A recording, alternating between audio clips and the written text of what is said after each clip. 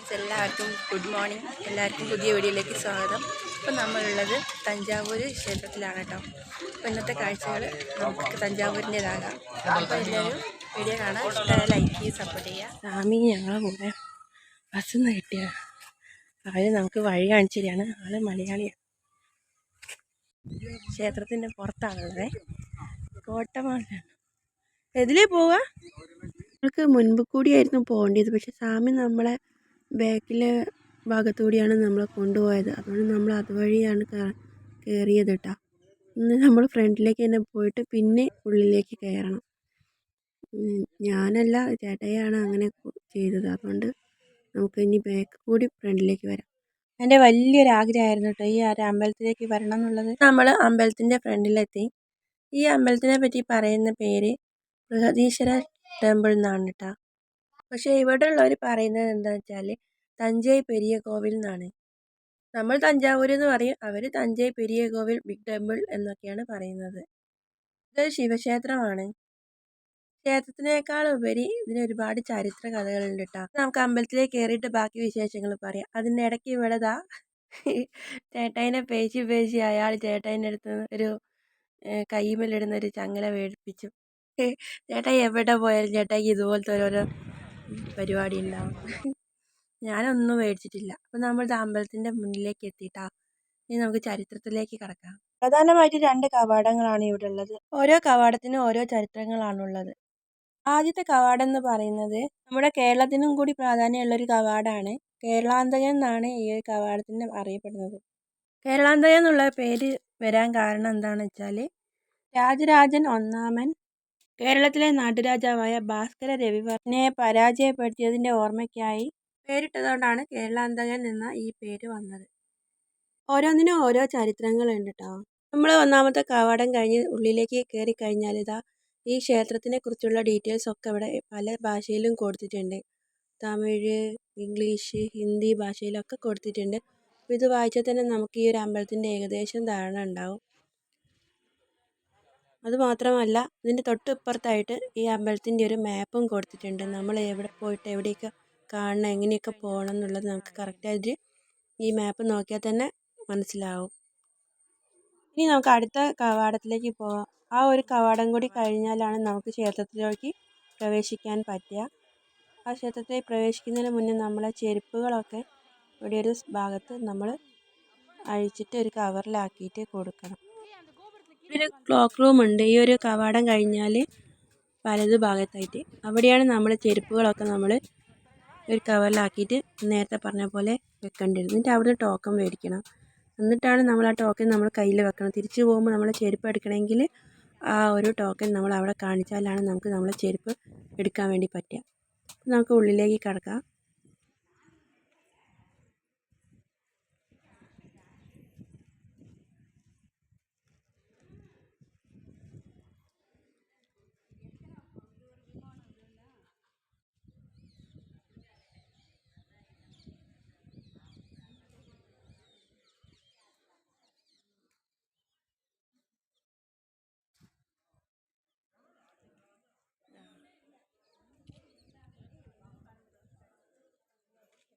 ഇതാണ് നമ്മൾ അപ്പുറത്തെ സൈഡിൽ നിന്ന് കാണുന്നത്.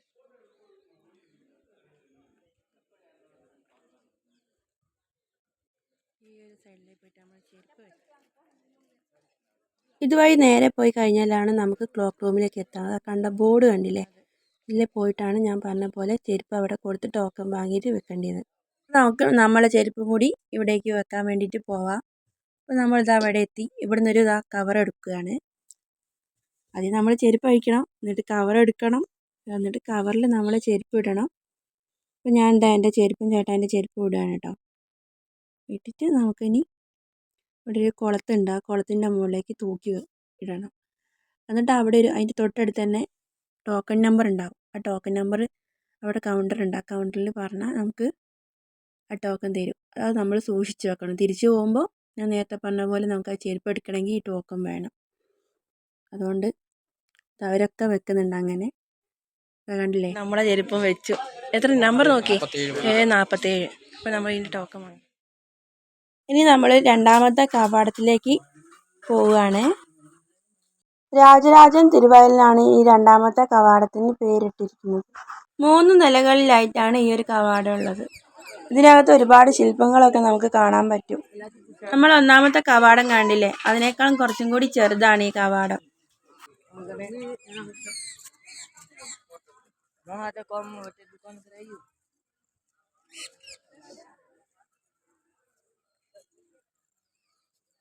ഇനി നമുക്ക് രണ്ടാമത്തെ കവാടം കൂടി കടന്ന് നമുക്ക് അമ്പലത്തിൻ്റെ ഉള്ളിലേക്ക് പ്രവേശിക്കാം.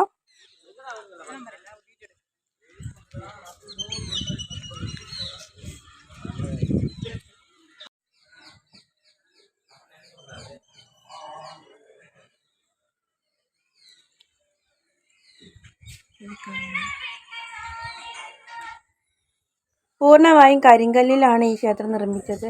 ഇതിനിടയിൽ അമ്പലവും ഉണ്ട്. സ്കാനറൊക്കെ ഉണ്ട് കേട്ടോ. യുനെസ്കോയുടെ വേൾഡ് ഹെറിറ്റേജ് സൈറ്റായ തഞ്ചാവൂരിലെ പെരിയ കോവിലാണ് നമ്മളിപ്പോൾ ഉള്ളത്. ഇവിടെ ചുമലിൽ ഒരുപാട് കാര്യങ്ങളൊക്കെ എഴുതി വെച്ചിട്ടുണ്ട്. ഇത് ഏത് ഭാഷയാണെന്ന് എനിക്കറിയില്ല.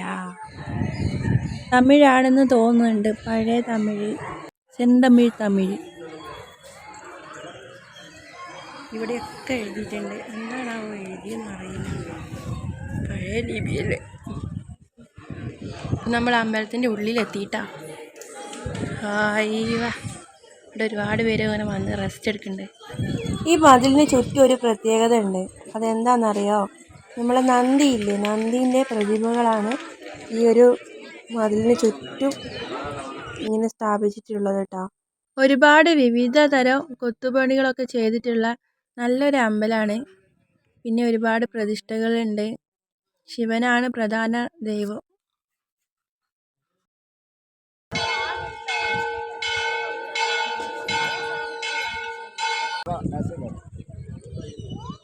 ഒരു വലിയ നന്ദീൻ്റെ ഒരു കണ്ട നന്ദീശ്വരൻ.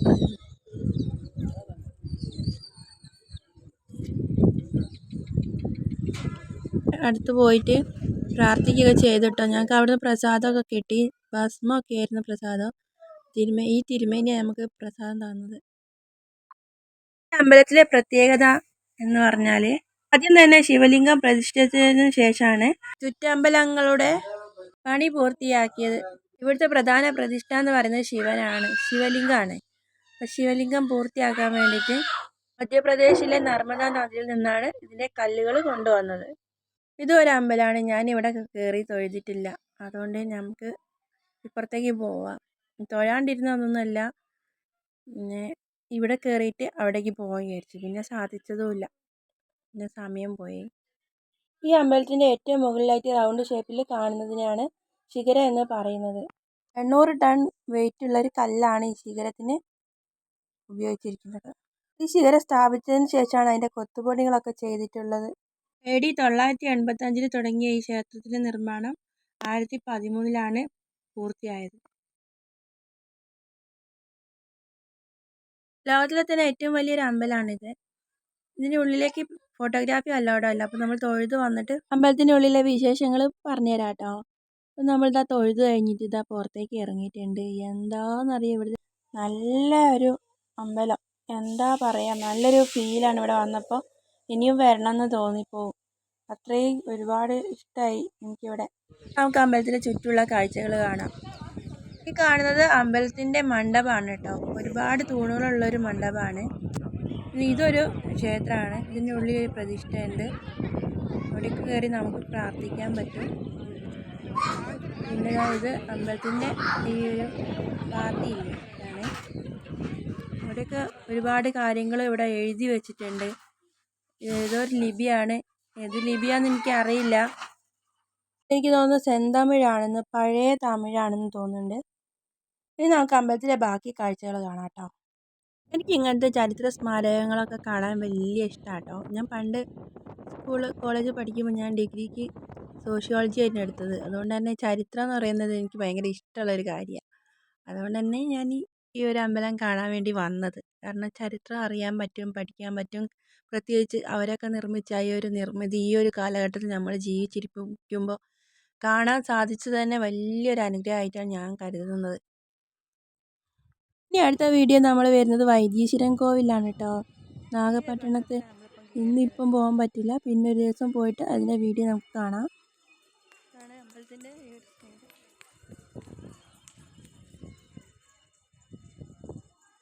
നമ്മളിവിടെ വന്നിട്ട് എന്തുകൊണ്ടാണെന്ന് അറിയില്ല, എല്ലാ അമ്പലത്തിലൊന്നും നമ്മൾ കയറിയിട്ടില്ല. ഒരുപാട് കാണാനുണ്ട്.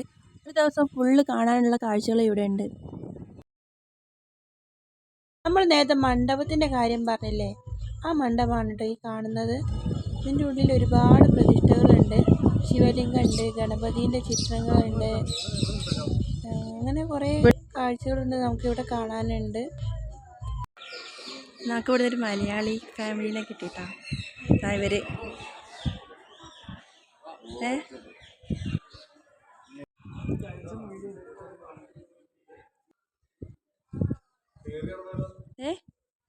കേറുന്നതിന് കുഴപ്പമില്ലല്ലോ. അത് തന്നെ.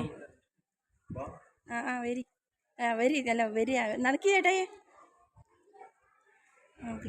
ഞങ്ങൾ രണ്ടു കൂട്ടരും കൂടി അമ്പലങ്ങളൊക്കെ കാണാൻ വേണ്ടിയിട്ട് ഈ ഒരു മണ്ഡപത്തിലേക്ക് കയറിയിട്ടോ.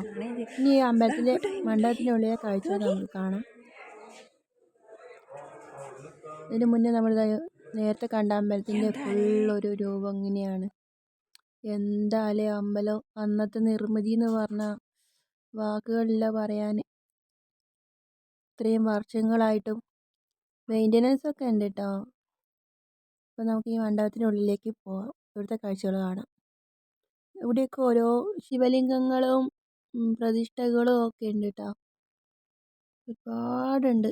ഈ അറ്റം തൊട്ട് ആ അറ്റം വരെ പോവാനുണ്ട്. ഒരുപാട് നടന്ന് തന്നെ കാണാനുണ്ട്. സമയം കിട്ടുമ്പോൾ ഒരു ദിവസം നിങ്ങൾ ഇവിടെ വരണം. ഒരിക്കലെങ്കിലും ഇവിടെ വന്നിട്ട് ഈ ചരിത്രപരമായ ഒരു അമ്പലം കാണണം എന്നാണ് ഞാൻ പറയുന്നത്.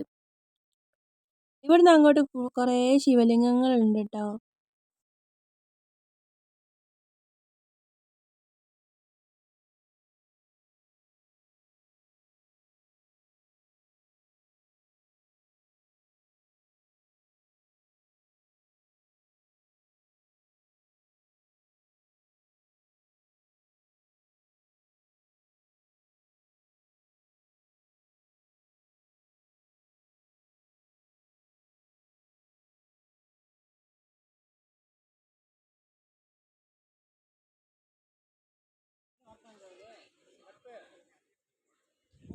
സമയം ഉച്ചയായി, വിശപ്പിൻ്റെ വിളി വന്നു തുടങ്ങി. അപ്പോൾ നമ്മൾ ഇവിടുന്ന് ഫുഡ് കഴിക്കാമെന്ന് വിചാരിച്ചു.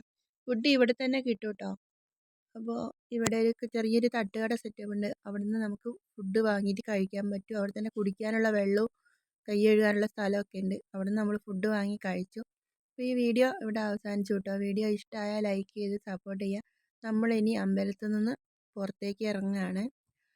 ഒരുപാട് സന്തോഷമായി, ഒരുപാട് മനസ്സ് നിറഞ്ഞു. കാരണം അത്രയും കാലം നമ്മൾ ആഗ്രഹിച്ച് നിന്നതായിരുന്നു ഞാൻ. ഇപ്പോൾ എനിക്കത് സാധിക്കാൻ കഴിഞ്ഞു. എല്ലാം കല്യാണം കഴിഞ്ഞേരെ ചേട്ടായിനെ കിട്ടിയതുകൊണ്ട് മാത്രമാണ്. അല്ലായിരുന്നെങ്കിൽ ഞാൻ എന്ന് കാണുമെന്നൊന്നും എനിക്കറിയില്ലായിരുന്നു. ഞാൻ കാണുന്ന കാഴ്ചകൾ എന്നിലൂടെ നിങ്ങളെയും കാണിക്കുക എന്നുള്ളതാണ് ഞാൻ വിചാരിക്കുന്നത്. അപ്പോൾ വീഡിയോ നിങ്ങൾക്ക് ഇഷ്ടപ്പെട്ടെങ്കിൽ നിങ്ങളുടെ സപ്പോർട്ടും ലൈക്ക് കമൻറ്റും ആയിട്ട് തരണം. പിന്നെ ചാനൽ ഇതുവരെ കാണാത്തവരാണെങ്കിൽ ചാനൽ സബ്സ്ക്രൈബ് ചെയ്ത് ലൈക്ക് ചെയ്യുക, സപ്പോർട്ട് ചെയ്യുക. സബ്സ്ക്രൈബ് ചെയ്യുമ്പോൾ ബെൽ ബട്ടൺ അമർത്തി ഓൾ എന്നുള്ള ഓപ്ഷൻ കൊടുക്കുക. വീഡിയോസൊക്കെ നോട്ടിഫിക്കേഷനായിട്ട് വരും. അപ്പോൾ ആ വീഡിയോസ് എല്ലാം കാണുക. നേരത്തെ പറഞ്ഞ പോലെ ലൈക്ക് ചെയ്ത് സപ്പോർട്ട് ചെയ്യുക. അപ്പോൾ ഇനി അടുത്തൊരു വീഡിയോ ആയിട്ട് വരുന്നത് വരെ ബൈ.